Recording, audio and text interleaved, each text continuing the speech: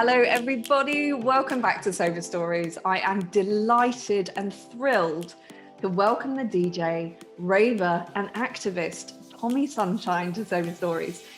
Tommie has been at the heart of the rave, disco, house, and EDM cultures over the last 3 decades. Regarded as one of today's most prolific remixers, providing club-ready makeovers for names such as Lenny Kravitz, Elvis Presley, Katy Perry, Tommie has also released tracks on some of the biggest dance labels in the world, including Spinning, Ultra, and Armada, whilst his own label, Brooklyn Fire, is approaching its 400th release, with many a wild tale to tell from his time in the music industry. We cannot wait to hear Tommie's sober story. Welcome. Hello. Hi. So let's dive straight in. I read about your realization when enough was enough. 5 days of South by Southwest, 7 days at the Winter Music Conference, followed by a pivotal trip to Peru, where you realized you'd reached rock bottom with your addiction.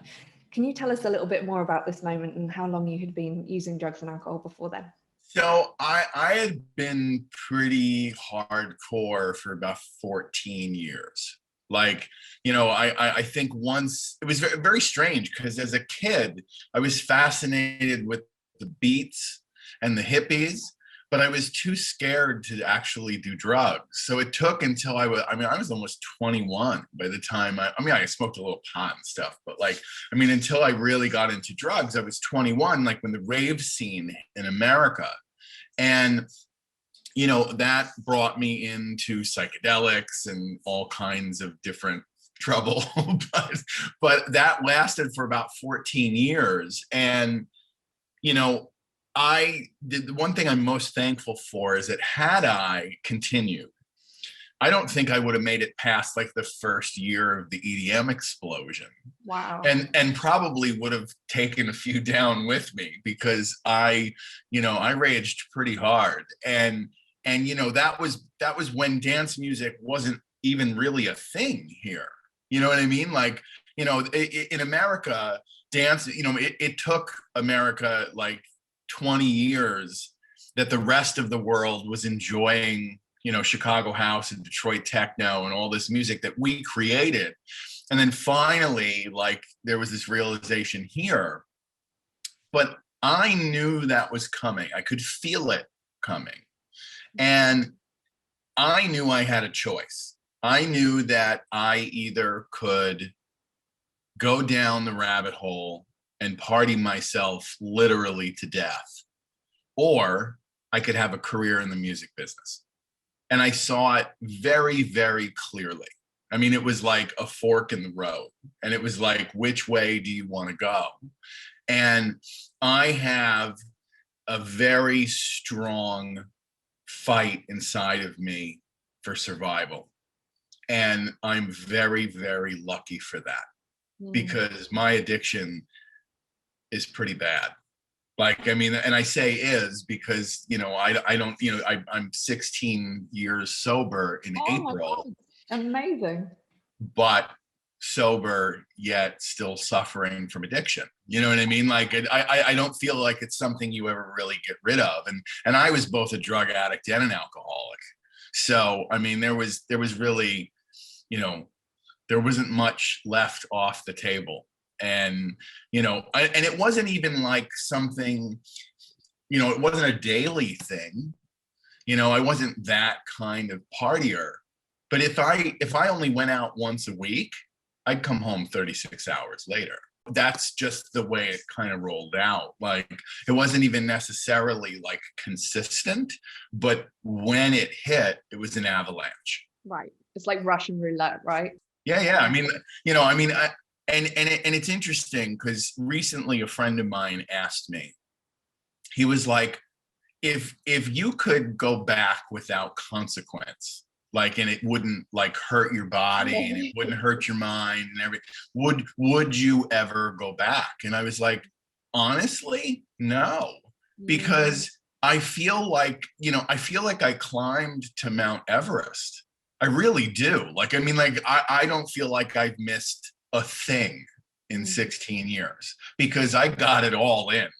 During that time, I have thousands of the craziest Hunter S. Thompson-esque stories that would fill volumes of books. And you know, I don't feel like there was anything that I didn't do. Like there wasn't anything left that I could have done that wouldn't have been. And I think that was part of it too, was that it was like, oh, wait, I've been here. And I've been here too many times. Like, you know, like this is there's nothing new about this anymore. And of course, as you get older, you know, those hangovers start to get really, really rough. And, you know, I mean, it just got to a point where it was like, you know, this can't continue. And I'm very lucky that I was able to pull myself out of that. And still to this day, am pretty blown away that I was able to separate. So tell me about that. Like, how did you pull yourself out of that? Well, I mean, you know, I can be candid. Yes, like this is a okay, good. So yes. So just to recap, like, you know, some genius thought that it was a great idea to bumper 5 days of South by Southwest into a week of Winter Music Conference. I think it was the only year they ever did that, because I'm positive there must have been like a body count, because you just don't, like, a week in between something, please. Like, you know, the whole industry is in Austin for 5 days, and then, you know, directly went to South Beach for 7. And this was 12 consecutive nights of gin and cocaine, and no sleep and no food. I mean, I don't remember eating a meal in 12 days. I mean, I'm sure I did, but it was, you know, circumstantial at best. And, you know, it was just to such a ballistic bombast degree that I remember it was my birthday party. And it was Radio Slave, DJ Hell, and Stretch Armstrong, and I played this party at Rock Bar on Collins Avenue, and I asked them to bring me a bottle of Bombay Sapphire in a champagne bucket. And within the first, and this was pretty typical at the time of my rider, I killed that bottle of Sapphire in like 15 minutes. I drank it like a Gatorade. I drank it out of the bottle. And the only way that you can drink like that is because of Coke. You'd die if you didn't. I mean, like, you wouldn't be able to stand on your feet after drinking a bottle of gin. There's no way. So I was always like riding this like kinetic roller coaster of like, you know, trying to stabilize with alcohol and drugs and trying to like ride the waves.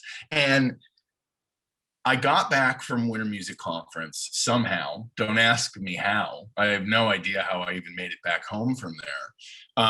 And then the following Friday, I went off to Peru, of all places, to play a gig. And you know, at that point, I'm sure it can't be much different now.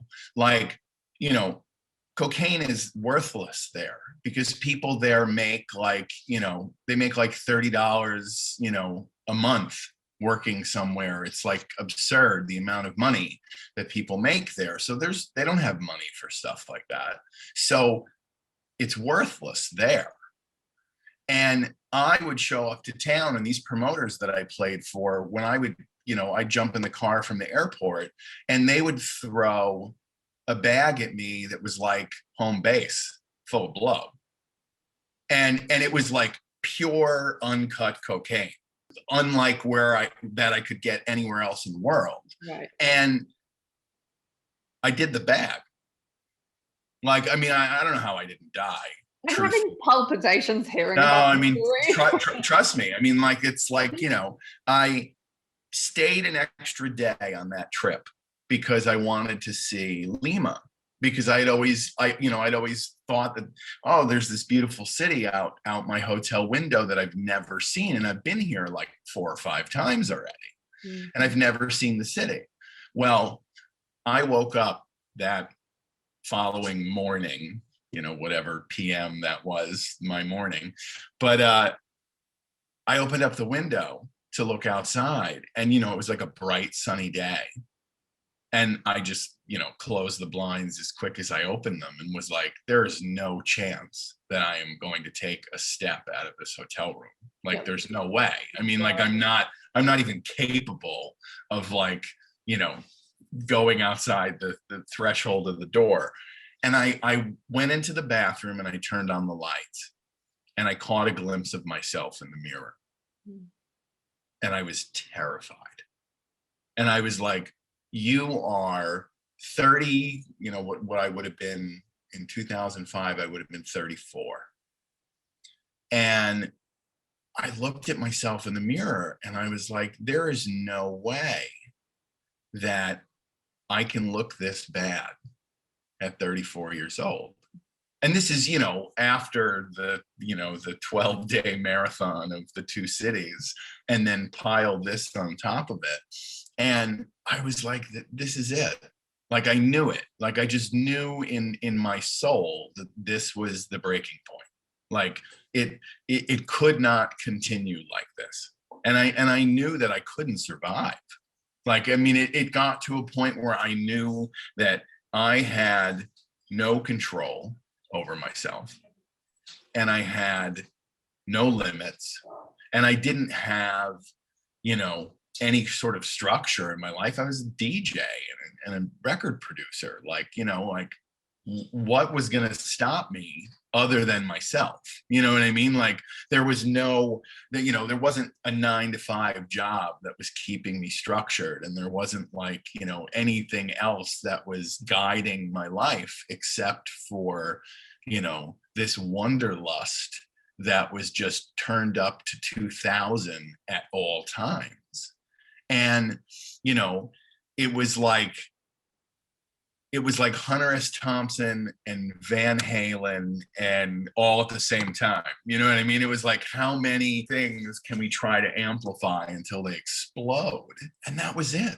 And I was very lucky, because the year before I had something that was a real life-changing moment for me. And I went for my first big physical. I was just moved to New York, was like, you know what? I'm in my early 30s. I should go get a physical. Let's just see what kind of damage I've done to my body in this amount of time. And I was very candid with my doctor. And I was like, listen, I drink a lot. I do a lot of cocaine. I want you to know this. So when you look at my stats, you can kind of decipher what's going on. And he said, well, strangely enough, you're pretty healthy, but you're young. He's like, that's on your side right now. He's like, but the one thing I can tell you, because obviously alongside everything else, I was a 2.5 pack a day smoker. So I was smoking 50 cigarettes a day, which I can't even do the math on now. I mean, I remember figuring it out at the time, but there was 8 minutes between cigarettes. There were 8-minute breaks between lighting cigarettes all day long. I would smoke a cigarette laying down in bed first thing in the morning, and would smoke a cigarette laying down in bed before I fell asleep every night. So you see the consistency. It wasn't just one thing. It was all of the things all of the time. But the revelation that my doctor said to me was this. He said, with what we know, with studies and everything else now, I can tell you that if you don't quit smoking, it will be the reason you die. And that hit me like someone had dropped a piano on me. And I walked out of his office and I threw the cigarettes in my pocket in a trash can, and I never smoked another cigarette. So this was paving the way for what was going to come the next year. And at that point, I stopped smoking cigarettes. I stopped drinking coffee, no caffeine, got rid of that first, because I didn't want to be the coffee cup and cigarette guy, because that's a lot of sober people. You know what I mean? Like, and it's like like you're trying to like have a conversation with somebody who's sober, and they're chain smoking and they're drinking like a Starbucks that's the size of a swimming pool, and it's like, hang on, like, What's going on here? Yeah. like, I know that's better technically, but like still not great. Like, you know what I mean? Like you're still got a legacy going on there. Like you gotta, so I was lucky because I reeled the easy parts in first. It's And extraordinary that you did the coffee and the cigarettes prior to cocaine and alcohol. I have never heard that. I mean, I don't know how. I mean, maybe subconsciously I was preparing myself. You know what I mean? Like maybe it was a test. Maybe it was like, well, let's see if you can get rid of this. And if you can get rid of this, then maybe you can get rid of everything else. And the other thing too is that when I came back from that trip to Peru, like that was the last time that I ever drank, and was the last time I ever did drugs together. Like, I mean, I went like completely cold turkey. And, there was a lot of miserable nights, like for a long time. Like it wreaked absolute havoc on my body because my body was real used to it.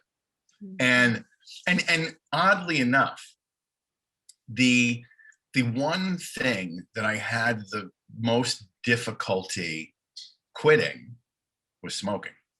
That was way harder. And for one full year, no joke, about 3 times an hour, I would get shooting pains in these fingers from where I would hold a cigarette. Shooting pains. Like my body was like, where is the nicotine? It lasted a year. Like that's that. And I think when I got to the other side of that, like obviously I never had any kind of symptoms like that, quitting everything else. And I was like, well, I guess if I kicked smoking, I guess like this is cake. Like this is actually a lot easier because like I'm not having like physical symptoms that are like interrupting my day. Like, I mean, I'm shooting pains in my fingers for a year. But I mean, I loved to smoke. That was like, that became such a thing. And I just don't know how I got anything done.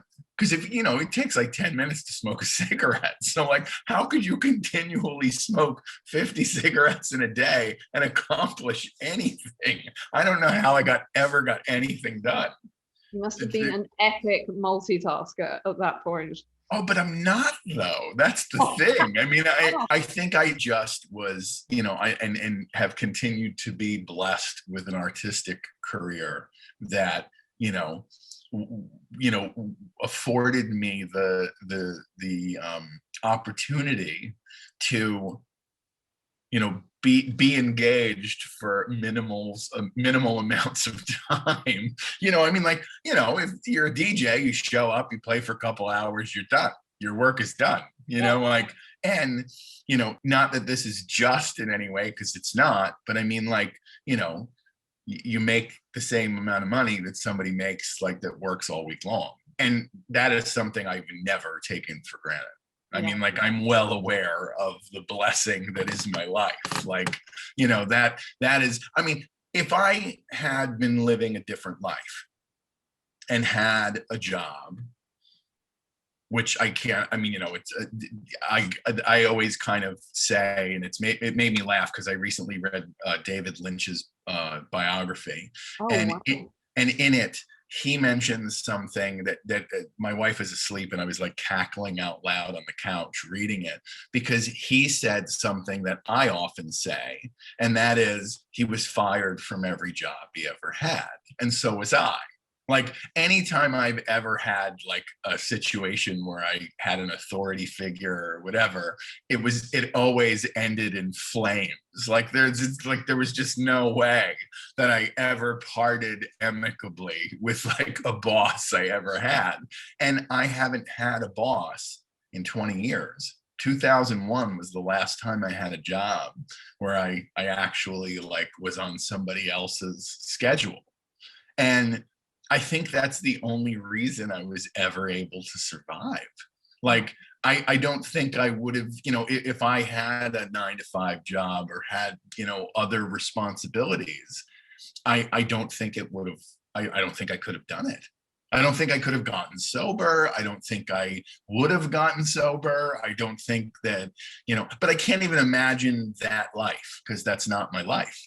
I mean, I live entirely in the art life, and that is a blessing that I'm very lucky to have, and I've been able to stay sober, and do I don't know. I mean, it's hard for me to see from the inside, but I feel like I've done a substantial amount of creative things in a pretty long period of time, and I'm very thankful for that. But I mean, the only reason that I've had the career that I have is because of my sobriety.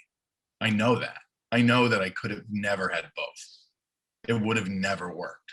And there's plenty of people that can go out and they can have a bender. They can go once a year and have a weekend or a week or a whatever, and it's a tear, and they can go back home, and it takes them a week to get back on their feet, but they're fine, and they don't need that again for another year, and they can do that.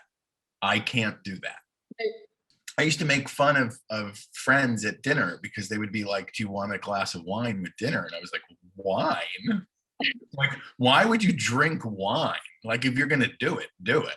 Like, I was like, I couldn't even enjoy like the lighter side of anything. It was like, well, if we're gonna drink, let's drink. And I'm just so happy that I was able to parachute out of that. I mean, I'm blessed. I mean, I really think of it as nothing less than a blessing, because I don't see how I could have survived otherwise. It's quite an extraordinary tale you tell around this, really, because it's so rare that you hear that people wake up and they're just like, they make a decision and that's it. And it sounds like you haven't gone through the sort of regular traditional recovery route. You've done it yourself, right? Can you talk a bit about that and your choice around not going to down the other routes, of which I shall not name? Well, I mean, it's not that I didn't try. I showed up to some stuff, and it didn't connect with me. You know what I mean? Like there were different things about it that I didn't like, and there was just something about it that didn't resonate with me, and I thought to myself, is this something that I need? Like, and I would say this came a few years into it. Like, I was at a different South by Southwest, a cleaner South by Southwest. Not just the same one extended. But I believe I was having this conversation while Motorhead was playing at Stubbs, but a friend in the record business here in New York was like, hey, there's this meeting. It's on Tuesday nights, and it's like all people in the industry, and you should come. It's like all people that have been sober for longer than a year. So there's no one's stumbling in from the night before. Like, this is a bit of a different vibe. Mm-hmm. And I gave it a shot, but it just wasn't for me. And you know, and I can't, I mean, I can't say that it's, you know, I don't have anything bad to say about it because I know plenty of people whose life it saved. So I mean, like I've no criticisms, you know what I mean? Because there are countless people I know that, you know, are doing fantastic now, and it's because of that. But it was interesting. There is a close friend of mine, and he said to me once, and I'll never forget this because it really kind of resonated with me. He said, well, if you don't need that, then you must not be an alcoholic. And I said to him, please don't say that. Like, I know you don't mean that. I know that's like a knee-jerk response. And I know you're saying that with the best intentions. I'm like, but this disease is very different for everybody. And it has different effects on everybody. It has, you know, it leaves different artifacts with people in their sobriety. And to be able and to quantify something like that, I don't agree with that. You know what I mean? Like I don't think that that's a very accurate way of gauging whether or not somebody has a problem. I think asking somebody if they have a problem is a good way to gauge if they have a problem. And, you know, the hardest part for me about getting sober was when I got sober, I went back out into New York City. And of course, I lost every friend I had because that's what happens. Yeah. And, you know, I mean, some of them have come back around, like, you know, years later. But at the time, I definitely lost my tribe in New York.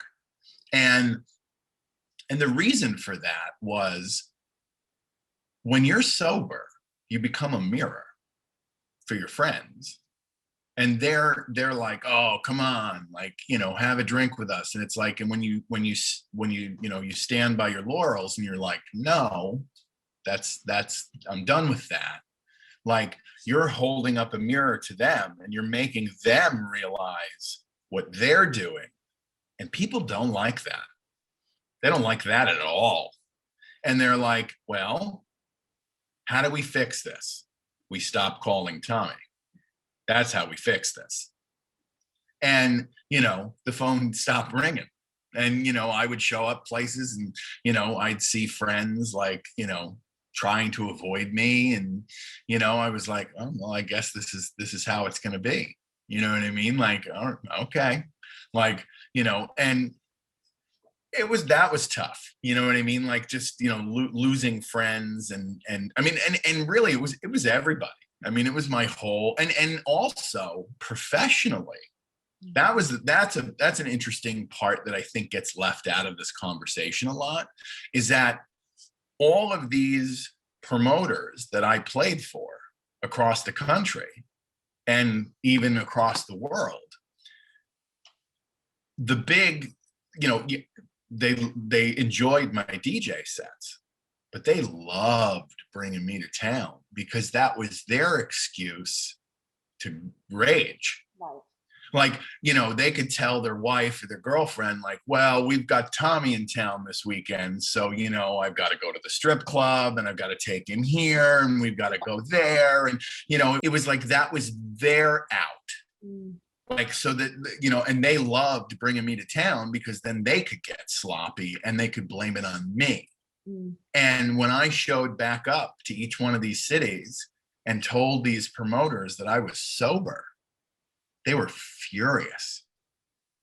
And that was the last time I played for every single one of those promoters. Like, my whole like touring base just like dried up like a raisin. And that was it. I never played for any of those guys ever again. Like, twisted narrative though, isn't it? Like that keeps artists trapped, I think. That it's not only this creative cycle that we think, well, it has to be fueled with these kind of stories and this intoxication, but then when the industry is actually built to support that and is almost feeding itself, it's almost like a trap, isn't it? And I think a lot of young artists really struggle with this idea of like, what if I want to make healthy choices? What if I want to uh, say I want different things on my rider? What does that look like, you know? I mean, you know, I've said this for 20 plus years.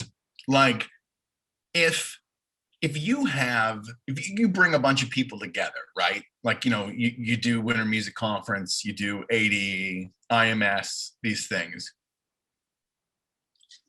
How is that any different than like a dental convention in Toledo? You know what I mean? Like, you know, I mean, obviously, like, they're not as crazy as we are, but like, they're still looking for trouble when they get together. You know what I mean? Like, and it's like, it's really not that much different. And if you look into any profession, you know, there is pressure when everyone gets together to go out for drinks and to have a liquid lunch and to do these things that are just part of the social culture. Yeah. And it's stitched in, and I don't think it's unique to the music business at all. I really don't. I mean, I think this is a social thing, you know, like there's a lot of inherent peer pressure that's built. I mean, it's hilarious to talk about peer pressure. I turned 50 in March, so it's like, you know, like that just seems absurd to still be talking about that decades after high school, you know, like, but you know, this is life. And you know, we all have friends who, you know, nudge us along and push us past boundaries and things like that. And you know, you want to keep up and you want to be cool and you want to stay with the gang. And you know, I mean, I think that the one thing I do love though is this moment now, and especially like particularly like this very moment with the pandemic and with people being home. I think this has slowed that machine down significantly. And I think that, you know, one of the things that's come from this pause is a real awakening in people. And you know, there are people who are, and the ones who can are, you know, they're microdosing on psilocybin, and they're doing psychedelics, and you know, people are getting into these like really introspective like moments. And yes, on the other side of this, there's going to be, you know, a big sloppy tidal wave of clubbing and craziness. But I think a lot of people are changed forever from this. You know, I mean, I think it's really made people reassess. And there's been, I mean, you know, I would hope that everybody has taken the time to like learn about themselves. They've been alone long enough, like, you know, like you would hope that you would take the time to dig deeper and figure it out. But I do think that this has been really a revelation for a lot of people. And I think that, you know, they didn't know necessarily that they had a problem, or that it was out of control, or, you know, until it slowed down. I mean, not to say that, you know, there's not going to be a need. You know, they're going to have meetings in football stadiums in America, because, you know, there are a lot of people have probably, for every person that reassessed, there's probably somebody else who's slipped, you know. So I mean, there's you know, there's a lot of both going on. But specifically on the touring side of us, you know, I think that, you know, people have gotten really used to spending time with their dog. Right. and like, watching The Sopranos, or whatever it is that they've gotten themselves into. Like, these are things that we couldn't have done a year ago because we were too busy. We Right. were running around like crazy people. And Has it made you reconsider the touring life and what that looks like for you going forward, Tommie? Or is it very much something you still like, fuck yes, I'm ready to get back? Because there's some clients that have come to me and said, I've had to stop, I've had to pause, and I don't know if I want to go back. yeah, I think it's easy to say that when there's not another option. You know what I mean? Like, I think it's like, it's convenient to say that when you can't, but like, let's see if that sticks. But like, I love to tour. I really do. And there's nothing, as a music lover, like, above all things, like, I'm just such a music fan. And that's something that if you ask anybody in the industry, like, it's like, yeah, he's been around a long time, he's done a lot of things, but he actually really loves this music, and like really has a reverence for the legends, and like is still, I still get giddy when I meet, like, somebody that I've never met before, who's made, significant, who's left a legacy on this music. Like, and because I am really still just a fan. I've been going on for days about Daft Punk like I'm a kid, but it's like, but that's because I really love their music. And I cherish that I've been able to retain that through all of these years. I'm not bitter, I'm not jaded. I know how to navigate shark infested waters, but that doesn't stop me from swimming in them. And Love like that. it's important. And I think that, by staying active and by, showing up to these nightclubs with my gray hair and my gray beard, and, kids look up at me, and, some kids are like, who's grandpa? But like other kids are like, hang on a second. This guy's been around a long time, and he's playing really good music, and I should listen to this. And they do.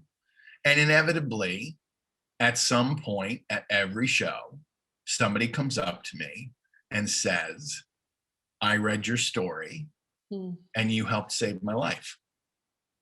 And I'm, 6 months sober, 6 years sober, whatever, like, if it wasn't for you and if I didn't know your story, I probably wouldn't be alive today. At every show I play, somebody says that to me. And that is enough motivation for me to tour for the rest of my life. Because, if I can change one person's life, then it's worth however long of a trip that it takes to get there.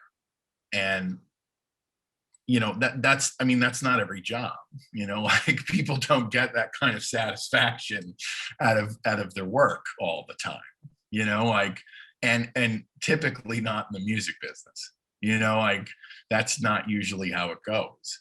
But I love that I can inspire that in other people.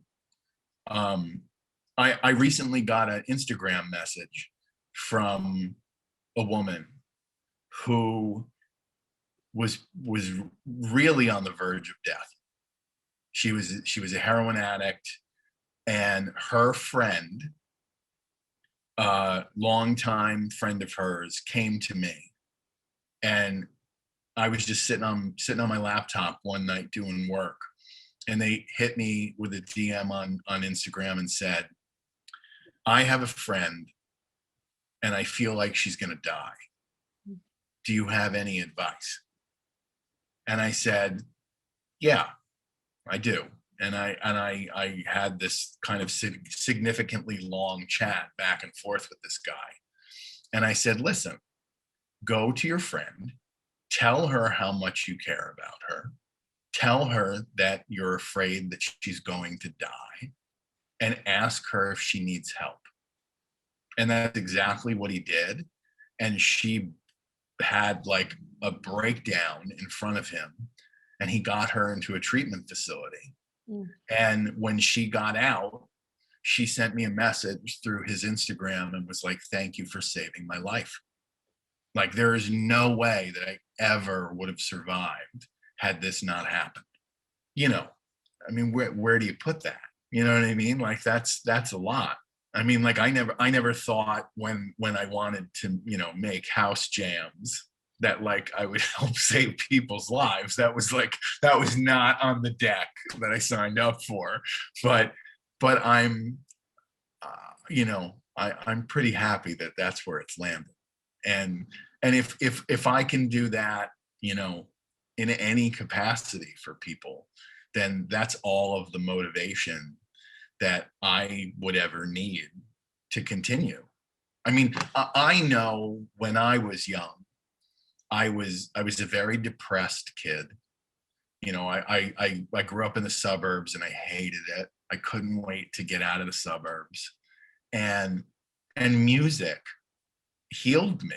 I mean, music saved my life. I mean, it was, you know, that's what kept me going. There was always somebody's new record and they wrote a song that like got me like in the feels and was like, okay, like I can keep going. And then like somebody else would put a record out and I'd be like, okay, I can keep going. And then someone took me to a nightclub in Chicago and I started going to acid house parties on the south side of Chicago and was like, okay, I can keep going. And then it was the rave scene. And then it was electronica. And then it was electroclash. And then it was Bloghouse. And then it was EDM. And here we are in 2021. And it's still going. And I'm just, you know, honestly, I think it's, you know, I think I have the best job in the world. Like I don't ever for 1 second take it for granted, because it is a blessing to be able to share music with people. It's a blessing to write music and with intent of it creating happiness for others, and then that happening like that is just, I mean, you know, I think our main job as DJs, we are joy providers. That is what we are. That's the job. That's the gig. Like, you are there to activate joy in people. And how on earth could you possibly do that if you're drowning in ketamine while playing records? Mm. How could you do that? How could you share that with a room full of people? Like, and that I always, that was another part of it that I think was real eye-opening for me, is I started to notice that there were DJs who I really liked, and on the nights where they were a little too fucked up, they didn't play very good. Mm. I mean, when you're fucked up, you think you're playing, you know, you think you're Mozart now, you know what I mean? Like, you think you're speaking the gospel to the world, and, you know, you're trash. Like, it's, you know, those are the worst sets. Yeah.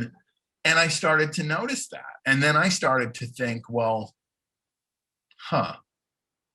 maybe that's how I play when I'm fucked up.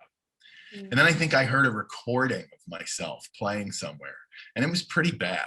Like, somebody was like, hey, we recorded Saturday night. Can't wait to send it to you. And then they like sent it to me and I listened to it. I was like, dear God, I got paid to do this? Like, this is abysmal. Like, how could anyone have left like that room with a smile on their face? This is really bad. And, you know, I mean, there was a lead up to it, you know, like I was starting to notice like cracks in the foundation.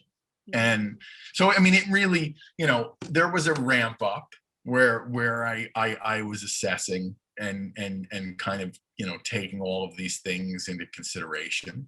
But I do think that I've just been blessed with the ability to separate like that. I mean, I don't know how I could have possibly survived even the early 2000s I mean, I don't think I would have made it more than a couple of years farther than 2005, which is when I got sober. Like, I don't see how it could have been possible. And ironically, I got sober, and just shy of 1 year of sobriety, I met my wife.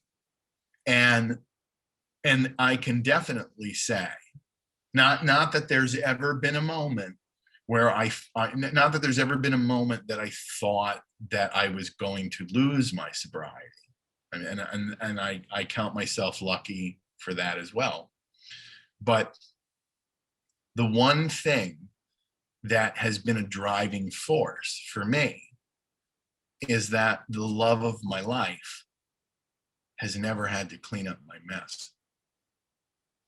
She's never seen me like that. And I would never, ever want her to see me like that. And when I say, like, you know, like even like, you know, people who don't understand the nuances of sobriety, like they say to me sometimes, they're like, well, but you travel, like you go away on the weekend, like you could drink and then like you could go home and it would be okay. And I'm like, are you out of your mind? I'm like, that's not how it works. It's just, that's not even a possibility. Like in any, there's no way that could happen. Like, there's no way. I would walk through the door and it would be abundantly clear that my mood was in the garbage can and that something went horribly wrong over the weekend. So there would be no hiding that.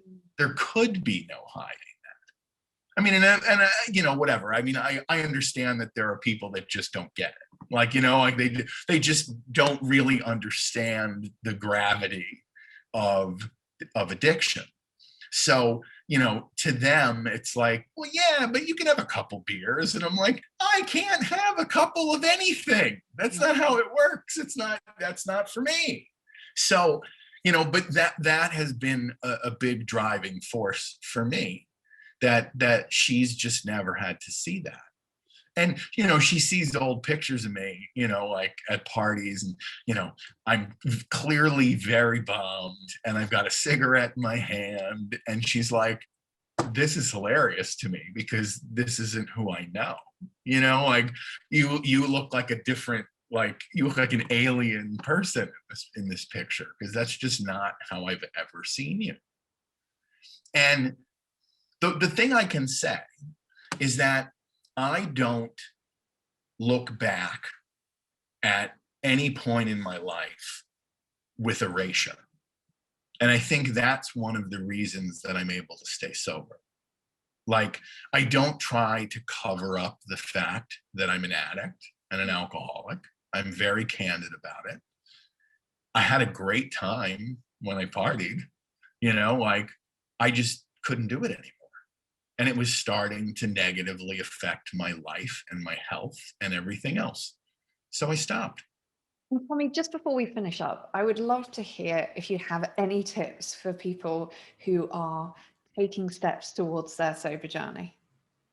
Well, I think that one of the things that I've learned the most in this is that, you know, you can't make somebody sober.